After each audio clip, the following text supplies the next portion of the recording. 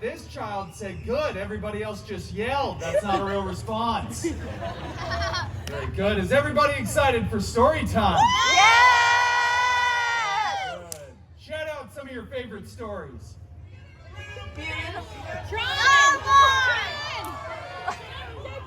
Wolverine, X-Men. Okay, all right, that's good. Yeah, I heard a lot of Deadpool. Real creative, everybody. Now we're gonna do one of my personal favorites. This story here is a beloved bedtime tale, and it's mashed together with a very profitable licensing agreement that Disney already has. So, good. This story is Cinder-pool.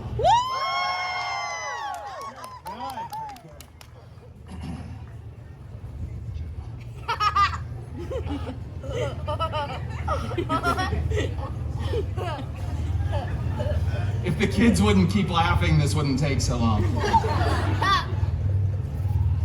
Once upon a time, you know what? It just doesn't feel right when I do it by myself. We should all say those magical words together. On 3. 1, 2, 3. Once upon a time. I said together, not randomly and haphazardly. So not good. Once upon a time, Cinder-pool lived in a big mansion with his step professor and step mutants. The biggest of those step mutants, Colossus, was always making up silly rules around the mansion like, don't put your initials on other people's leftovers in the fridge. And for the love of Feige, would you stop hanging your underwear from the ceiling fan? What is wrong with you?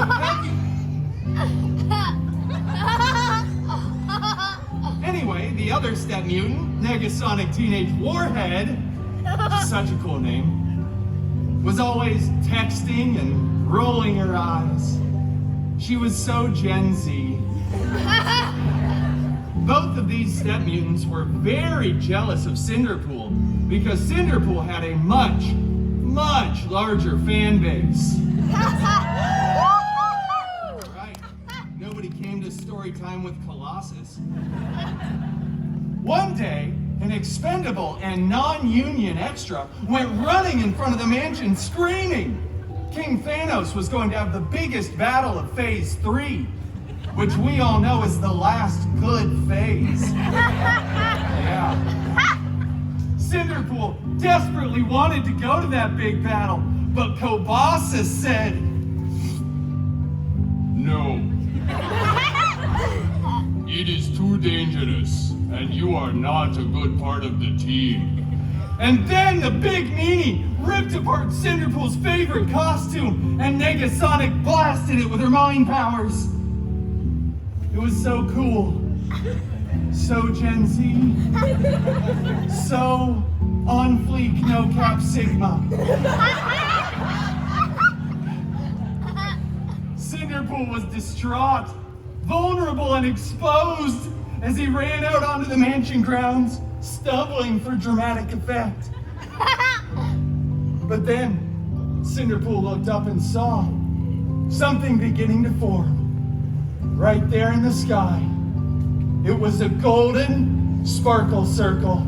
And out of that sparkle circle stepped his fairy hairy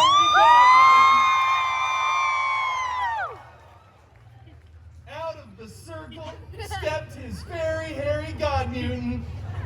I'll just put you through it. There we go. Wolverine!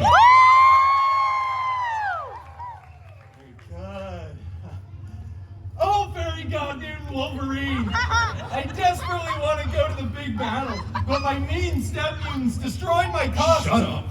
Shut up. He said lovingly. What? I'm doing a story. You know, in the story, my costume's been destroyed. I can't make it to the battle if I don't have it. We got a whole thing. You're my fairy godmother. Like, wave your... Nobody cares. Get another one. Stop whining. Well, with that wonderful life advice, Cinder-pool ran to the wardrobe department, grabbed a new, freshly laundered costume, and headed to the big battle. He missed most of it because he stopped for some chimichangas along the way at 7-Eleven. 7-Eleven doesn't sell chimichangas anymore, though, so he had to go to like 3 other places. Anyway, when he showed up, the Avengers were winning. Captain America looked so good in those pants. Cinder-pool looked for his fairy god mutant Wolverine, who was... I'm going to Pim's.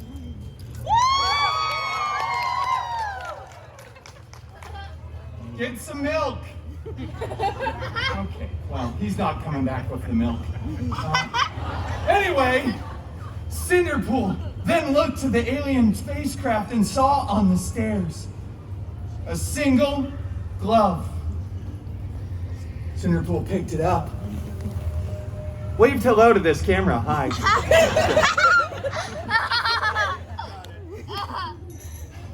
It was beautiful. Gold, encrusted with colorful jewels. There were 6 of them, not that that matters. Cinder-pool said, I wonder who this fits, and put it on. After some buzzing, whirring, and clicking, it was a perfect fit. Tony Stark looks over at that moment and starts yelling, no! Take that thing off! All the other Avengers start running over too, but you can't hear anything over Tony. I don't want to be in this universe as Iron Man anymore! If I have to come back, I'll be doomed!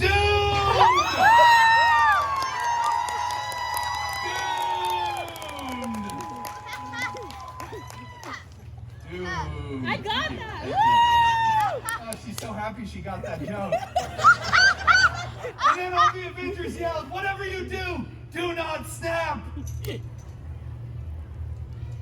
So Cinder-pool snapped. No.